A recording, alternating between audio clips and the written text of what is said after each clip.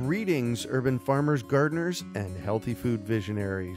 Farmer Greg here, and welcome to the 376th episode of the Urban Farm Podcast, where every day we work together to educate and inspire you to become part of your food revolution.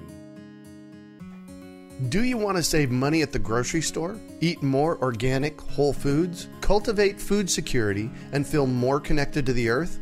If so, then growing your own food is a no-brainer. You wouldn't believe how many people come to me claiming that they can't grow their own food. They think they don't have enough space, that they're too busy, or that they simply don't have what it takes. Perhaps you've fallen for one of these gardening myths. If you think you can't grow food, or if you think the only food that you have access to is what you buy in the grocery store, I have a life-changing webinar that you need to see. It's free and will help you unearth your inner gardener. I've helped thousands of people just like you learn to grow their own food, and I'm speaking from my own experience when I say that with the right knowledge in place, there is no such thing as a black thumb. With this webinar, you can begin making your garden dreams come true and start growing delicious, nutritious food for your family.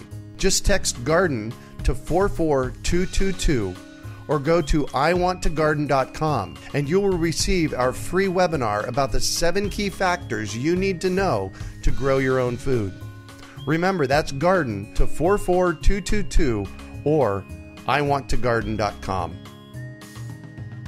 Today on our podcast, we have someone who focuses on preparing meals with gut health in mind. We're talking with Hilary Boynton about her job and the lunch lady. Hilary is a certified holistic health counselor with a BA in psychology from the University of Virginia and trained at the Institute for Integrative Nutrition. Inspired by her experience of food as medicine, she dedicated herself to helping others on their path to wellness as a cook, coach, and professional educator. Seeing our chronic global health problem opened her eyes. The lessons she learned along the way helped her to fuel her project Live Yum Yum and inspired her to co-author the best-selling Heal Your Gut Cookbook, released in September of 2014. Hilary's passion and determination to empower people to take control of their own health and prevent disease is tireless. Plus, along the way, she has earned the title of the Lunch Lady. Welcome to the show today, Hilary. Are you ready to rock gut health? You bet.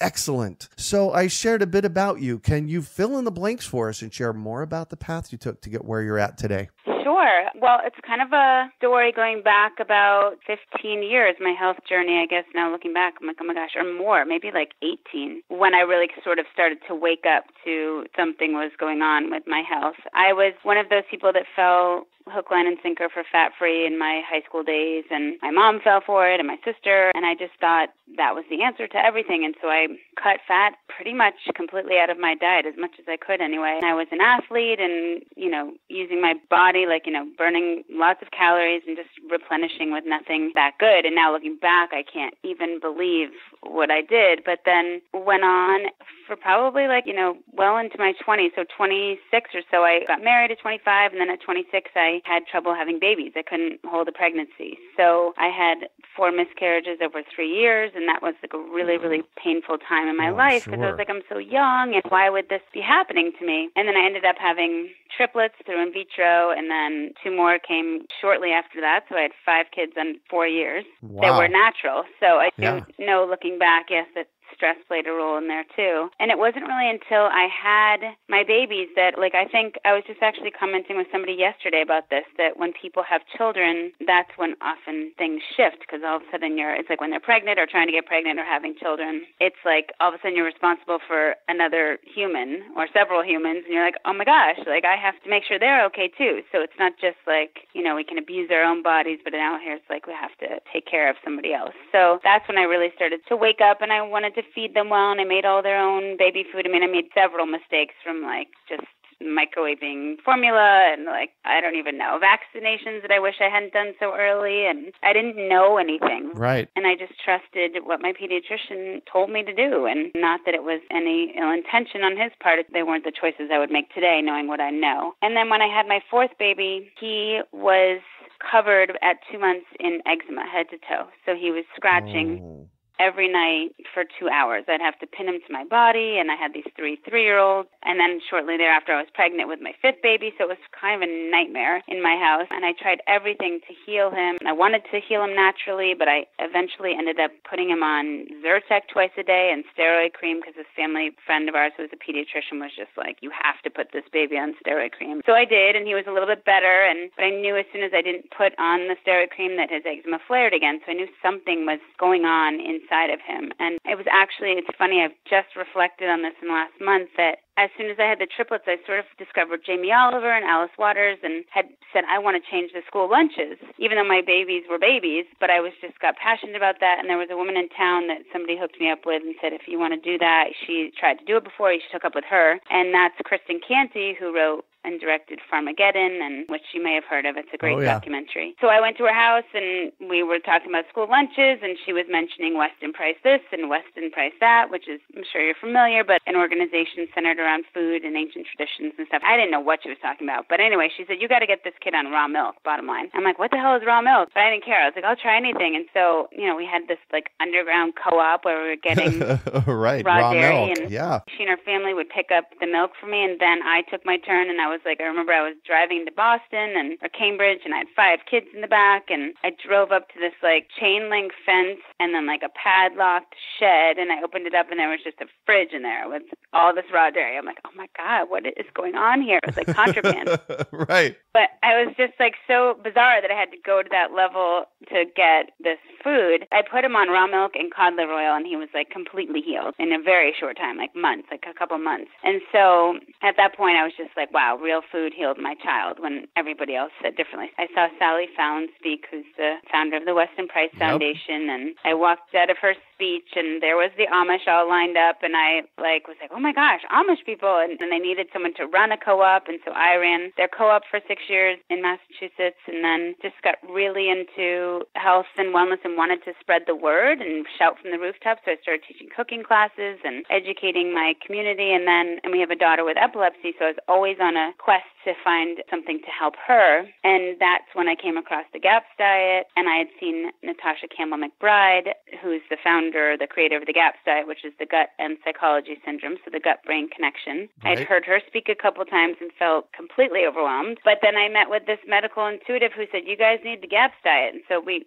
jumped in like with 2 feet. Like a week later, as I was teaching cooking classes, a woman in my class was also on the GAPS diet, and we were both completely confused, and there wasn't enough information on the web, and everything was conflicting. And so she had said, we need to write a cookbook, and she's a photographer. I said, we do. So we pitched a cookbook to a publishing company and got a deal and just dove into that, while I was on the GAPS diet. Nice. So what a way to do it. You're experimenting along the way. Yeah, literally, I look back, I'm like, how did we do that? But she's one of those people, Mary Brackett, who's just like meticulous and very organized, and I'm not that way. She's very creative too, but I was like the chef and coming up with the recipes and all that. But it was a great, fun project that, looking back, I can't believe we accomplished it, but we did. Literally, as soon as I handed my book over to the publisher to be edited, a week later, 2 weeks later, my husband was diagnosed with throat cancer. So then our whole journey just took to a whole nother level. Yeah. It was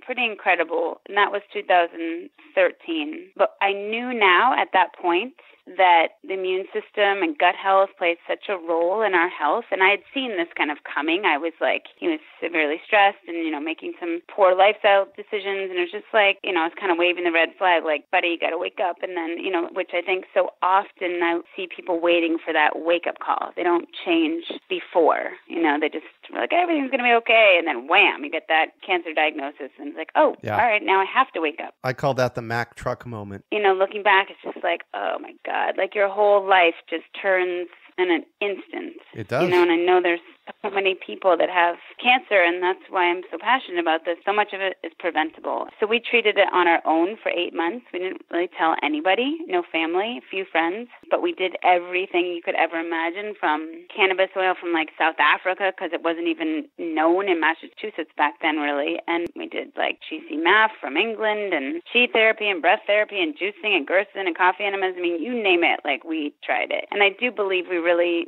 rebalanced his immune system. Like we've had several confirmations of that he's just like, his whole body just shifted and he got stronger. But it was like right in this very bad place in the back of his throat, right by his uvula. And it did get a tiny bit bigger over 8 months, but it didn't spread or anything. It just was like not going away. And so we ended up picking up our 5 kids and moving across the country to Los Angeles to seek out a more alternative healing protocol that was like a low-dose radiation with hyperthermia where they heat up the tumor, and just to get out of stress and like a new way of life. And he had a family business that was really stressful, and that's where we landed. And then like as soon as we landed here, 2 weeks later, my book came out. And so that was trippy because I didn't know anybody, and it was just like birthed out, into the world. And here I was in Los Angeles, and that was 2014. He's still here. He has no cancer, but he has terrible side effects from radiation. We're actually going through a divorce, which is really sad. I'm sorry. But I just see the toll that disease plays on a family and big time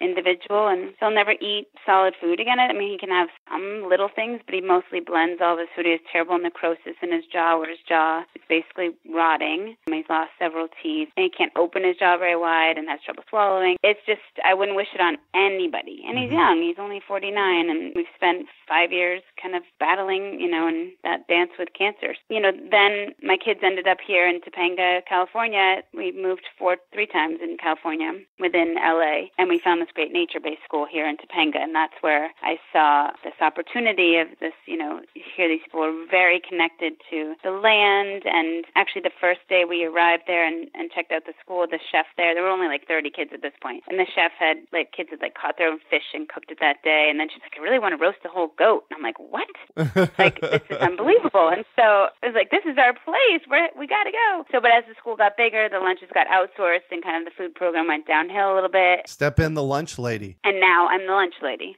So that was the long story, but here I am, and with a great passion that you can now realize or understand where it all comes from. And I'm sure there's more little healing things in between those, but those are the big kind of markers that, shifted my perspective and keep me really motivated. I mean, my goal is to disrupt the trend of chronic illness in this next generation, and keep them out of the medical system, because once you enter it, it's a nightmare. Well, I call it the death care system. If you're going to go conventional treatment, and it's certainly a personal decision for everybody, you have to believe in what you're doing, but I believe you can't be naive and think that you don't have to rebalance your gut health and your immune system, because that's what it's all about. So let's talk about the gut microbiome. What is it, and why should we understand it? Okay, so in layman's terms, I always appreciate that because I am not a scientist, and what keeps it easy, I feel like, for people to understand is that just to know that we all have good and bad bacteria in our guts. I mean, actually, we're just like all bacteria, basically. We're the same as everything else in nature. We're just a different form, really. So thinking about how things are designed to work, I always think of wow, if you look around in nature, it's like, God, it's miraculous. But then to reflect on our bodies, we're so miraculous, and to slice ourselves open and realize that wow, all the systems that are going on and working 24/7 to keep us healthy and strong, it's amazing. And so the microbiome, our gut, we all have good and bad bacteria in our gut. And you just want to have a balance so that the good outweighs the bad. And what happens, and this is one reason too why I'm so focused on children's health, is that when a baby goes through the birth canal, they swallow a big gulp of what is their first inoculation of gut bacteria, their gut flora. And so if I can get these children now to understand this, and they have an opportunity to rebalance their guts before giving birth to children or impregnating a woman, it's all important. Because when my book first came out, I think it was most babies had 287 toxins in their cord blood. So they're toxic to start out with. Then they're inheriting poor gut flora because we're nowhere as diverse down there as our great-grandmothers were. And then they get a vaccine day 1 or 2 of life, and then they're not breastfed, and then they get processed foods and antibiotics, and, the thing it just goes on, and they can't catch up. And so that bad bacteria starts to proliferate and win out, and we have these little, hair-like villi, think of little grass, a layer of grass on the lining of our gut. As the bad bacteria take over, it wears them down and creates these cracks in the lining. And then food particles and whatnot can get out into the bloodstream, and your body is like, whoa, what's that? And sees it as foreign and launches an attack. So it's like an autoimmune response. So people with allergies, like my son, who had eczema, or it can cross the blood-brain barrier and cause things like ADHD and autism and neurological conditions. And on and on. Yeah, absolutely. Yeah, right? Yeah. So what do we do to improve our gut microbiome? Well, it's fascinating because what I'm learning really is that everyone is so different. That term bioindividuality, and it's so true. And what's also very fascinating is that there seems to be just a lot of like underlying conditions or layers of conditions. So it's really hard for people to get to the bottom of their health sometimes. And that's why the GAPS diet is really, I believe, a great way to do it because it just sets you back to ground zero, where then you're like slowly adding things back in and you can see how your body reacts and if it's going to work or if it's not, if that particular food. So when people throw a few things at, trying to improve, like I'm going to remove gluten or I'm going to remove dairy, that might be great for them, but it sometimes just goes so much deeper. I mean, my best advice, I guess, is to sort of evaluate where you are. If you have like a really bad autoimmune condition, you might want to go back to GAPS intro and really just go full on of an elimination diet and starting there. If you're just struggling with a few small issues, you maybe could just change things like removing some offenders like, processed foods and sugar and adding in fermented foods and bone broths and see if things sort of balance out. So various levels, I guess, I would say, of what you can do, but certainly getting rid of, I should say, sugar is like the number one enemy to the body, I believe. Yeah. So that's a great one to cut out. And then processed foods as much as you can. And, for a long time, I felt like grains and bread is the devil. And now when we finished the GAPS diet, I was like, God, if my kids are going to have bread, they're going to be exposed to all that. I was like, I'm going to learn how to make sourdough. Right. So now I've kind of dove into that, and I believe it's totally a different entity than most breads out there. Like it's a 48-hour ferment, and it's digested differently, and I use local grains that I mill myself. And so, I've gotten to the point where I feel like once you do rebalance yourself, that you can have this like metabolic flexibility where you don't have to be so rigid. Mm-hmm. And that's what I think is really important too, because there's so much rigidity in this confusion of what to eat. Right. I've found that we have to individually figure it out for ourselves. There's not a one-size-fits-all process. Yes, and I would recommend reaching out to a functional medicine doctor, or there's GAPS practitioners all over the world. So you can go to www.gaps.me, and you can search a GAPS practitioner in your area, and that was really valuable to us. She came and she tracks you back to your birth and your health history as the mom, and then can see what's going on with your kids, or he or she. But it was just so helpful to have that person to hold my hand through the process, because it's overwhelming, and especially if you don't know how to cook too. I'm really passionate about people getting back in the kitchen and learning to cook, and even if it's starting with the full GAPS diet and you're familiarizing yourself with where to get these ingredients and how to make a bone broth, and then when you're ready, you go back and tackle it even further. Perfect. So one of the things that you had asked me to do before we got on this call was to watch a 12-minute video. And when I watched that video yesterday, it literally brought me to tears. What you're up to, I was cheering there as I was watching it. Tell us about that, the school, the lunch lady project, and tell me a little bit about that. So, and then the link to the video will be in the show notes page. Okay, awesome. So glad you liked it. It's been a 3-year process, really, of finally actually becoming the lunch lady. That was never my intention, but I saw the lunches sort of go downhill as they got outsourced, and I just kept pushing to the founder of the school. It just seemed so off to me that they were so connected to nature, yet we were having meats that weren't grass-fed or pasture-raised, and,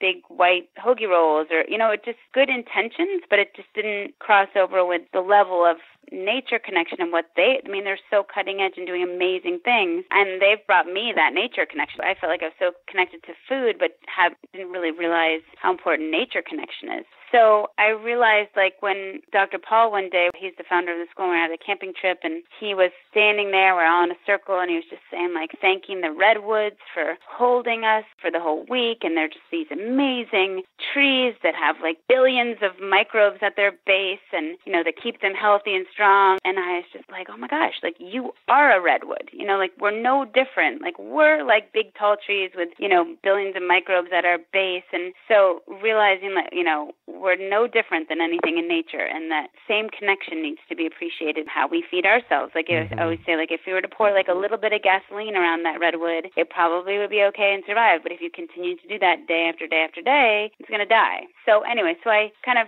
started to educate, and then I got asked to do a speaker series for them where they have different people come in and speak and they record it. And that was a little over a year ago. And at that point, it kind of clicked, I think, and he was like, oh, man, we got to get you to work here in some capacity. And I was hired as the snack coordinator and the consultant to the lunch lady. So I'm writing another book, and I was just writing about this, how I was, like, so excited.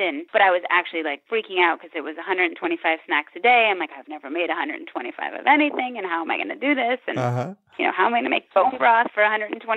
But I had all these visions of what could be done, and I sat down with the lunch lady and was like, oh, we can make bone broth, and we can do fermented foods, and we can even do organ meats. And she was smiling and agreeing and everything. And I was like, I'm going to order you Nourishing Traditions. And I gave her my cookbook. And then, like, a few days later, we, like, hugged it out, and she was excited. And then, like, a few days later, I got pulled over by Dr. Paul, like, you can never do that again. Like, she was totally overwhelmed and, like, wanted to quit. Like, who is this girl that you're sticking on me? And she's crazy. And so I had to really work very slowly and meet her where she was, and she's lovely. And, we got pastured meats in, and I would get some things from the farmer's market, and just not really shifting to the level that I knew was possible. And then, so I was doing the snack, and I saw it as an opportunity to show what was possible. So I just went to the farmer's markets, like, every day that they had one, and would get what I could, and anything that was like a bumper cup of zucchini or whatever, I'd bring it back, and I'd make like zucchini soup or zoodles, or,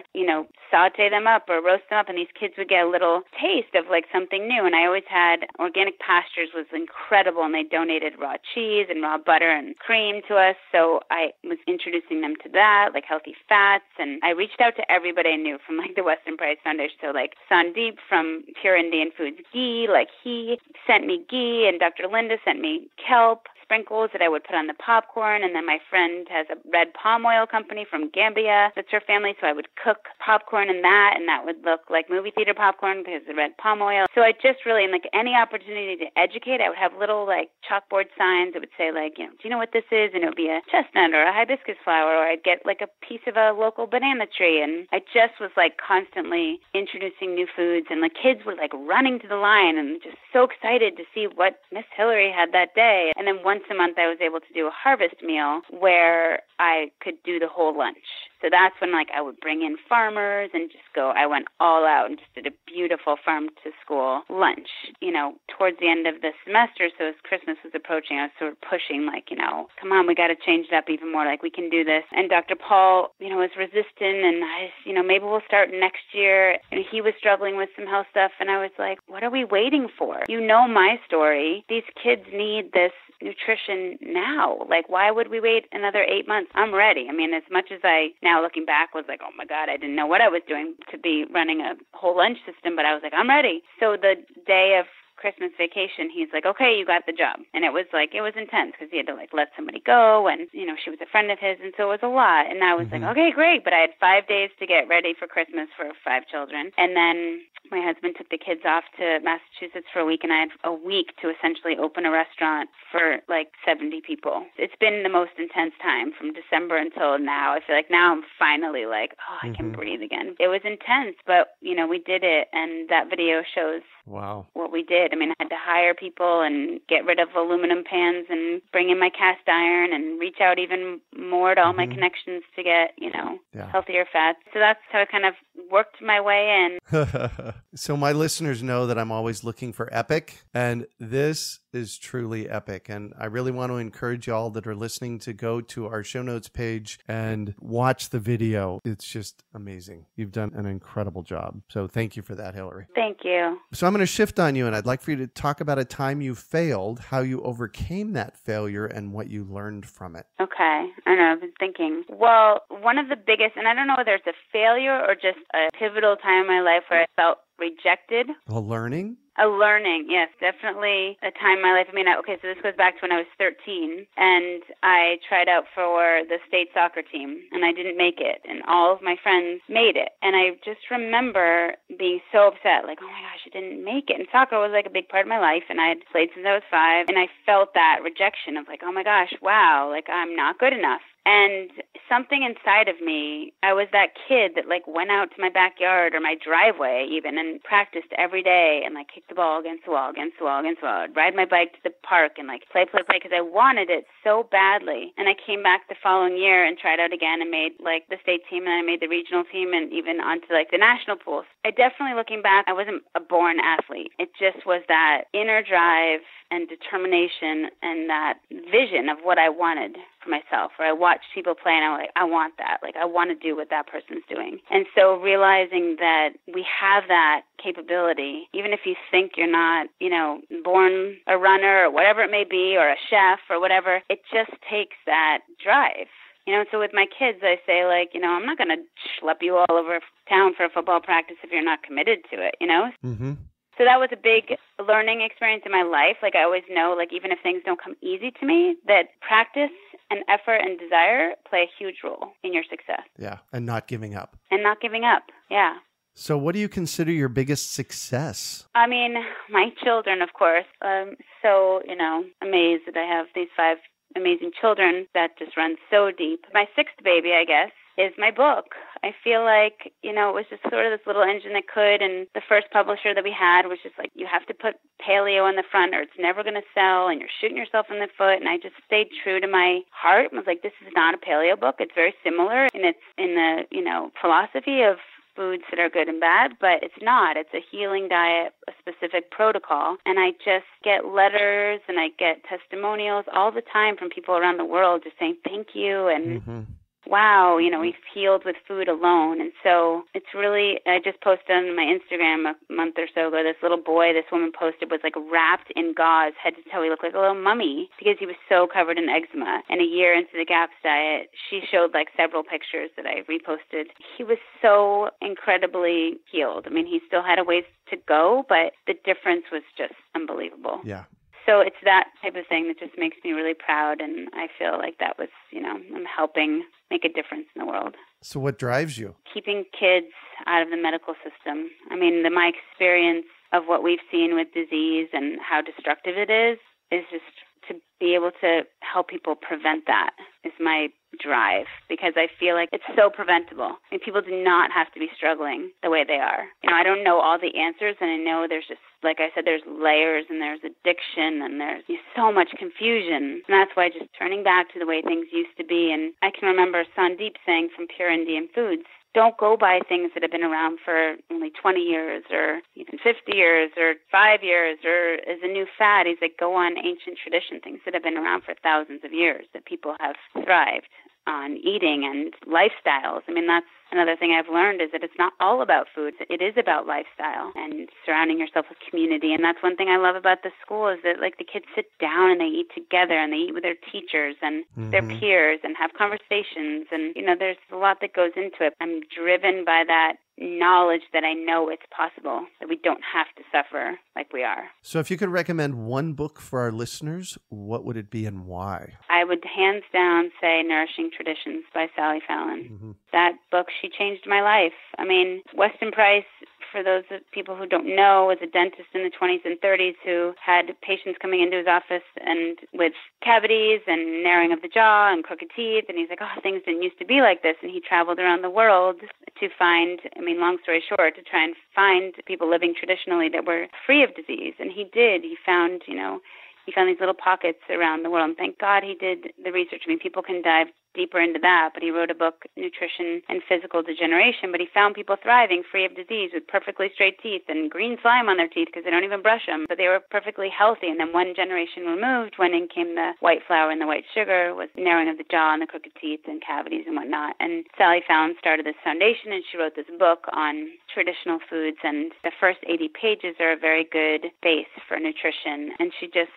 really changed my life. I mean, even if you don't follow everything in the book, can be a little bit overwhelming. I remember everything is like got whey in it and it's fermented with whey, and I'm like, what is whey and where am I going to get it? I don't know what I'm doing. So, for people to just buy the book and just take it in steps or chunks or whatever, but just know that it's a nonprofit, and she's at the core of her being, I feel like, is to spread the same message, really, that if we just turn back, that we don't need to be sick. Beautiful. And they're very supportive of mothers and babies and children's health and all that. So what one final piece of advice do you have for our listeners? Oh, there's so many things, but in reflecting upon this year and how I worked really, really hard to get this program up and running, it definitely took its toll on my body. I worked a lot of long hours and it was stressful. I mean, I was also going through a divorce, which was added stress. But I've realized so much that so many of us that want to try and make big changes in the world can let our own health be compromised by trying to do it all. And so self-care and slowing down and really taking time to do other things, to go have fun with friends. And you want to change the world, but you don't have to do it all in one day because, as Arianna Huffington wrote about, it's a lot of these people that want to make big changes that end up dropping dead of a heart attack or committing suicide or, so I've just realized that life does go pretty fast. And my triplets are now teenagers going to high school, which is so hard to believe. And my daughter will be like, Mom, can you just slow down? You're working so much. And I'm like, oh my gosh, I don't know how to slow down. I have to get this done. And with food, you have to get it done. But so setting up the systems in my life and the organization and the structure to build in the support that I need and to delegate and teach other people. I just realized I can't do it all on my own. Mm-hmm. And that's okay. That's what we want, is for other people to empower other people. So really not feeling guilty. I think I was raised a little bit that doing things for myself was unnecessary in some ways, That's self-care, proper sleep, proper nutrition, and bring in the community. Ask for help. People want to help. Beautiful. Yeah. Well, thank you so much for joining us on the show today, Hilary. You're welcome. Thank you for having me. Absolutely. So how can our listeners get a hold of you? Well, anybody can email me direct at hilaryhboynton@gmail. So Hilary with one L, Hilary, H, and then Boynton, Boynton @gmail. I'm on Instagram, which is @liveyumyum, LIVEYUMYUM. That's where I'm most active. Mm-hmm. I usually share to Facebook, but Instagram is sort of that one place where I try and put a picture up every day. I've been doing it for a couple of years now, so it's what my family's eating, what I'm cooking at school, and sort of the whole journey of food and trying to inspire people. And liveyumyum.com. I still need to do lots of web updating and stuff, but I guess Instagram and email are probably the best ways to get a hold of me. Perfect. Thank you. You can also find show notes from today's podcast at urbanfarm.org/The Lunch Lady. We are your urban farming resource. You can find our podcast on iTunes, Google Play, Stitcher, and iHeartRadio. Also visit urbanfarm.org to find articles, podcasts, webinars, courses, and more. Well, that's it for today. Thanks for joining us on the Urban Farm Podcast. Claiming your inner urban farmer is easy. Grow food, share it, and name your farm. Then let the world know you're an urban farmer while supporting our podcast. Pick up your Urban Farmer bling, hats, and t-shirts at I'mAnUrbanFarmer.com. We hope you enjoyed today's episode of the Urban Farm Podcast. Remember to listen for tips, advice, and resources to help you on your journey with urban farming. You can find us on the web at urbanfarm.org or send us an email to podcast@urbanfarm.org. In the words of Vincent van Gogh, great things are done by a series of small things brought together. Be encouraged that with each lesson learned and skill developed, you are one step closer in the direction of your dreams.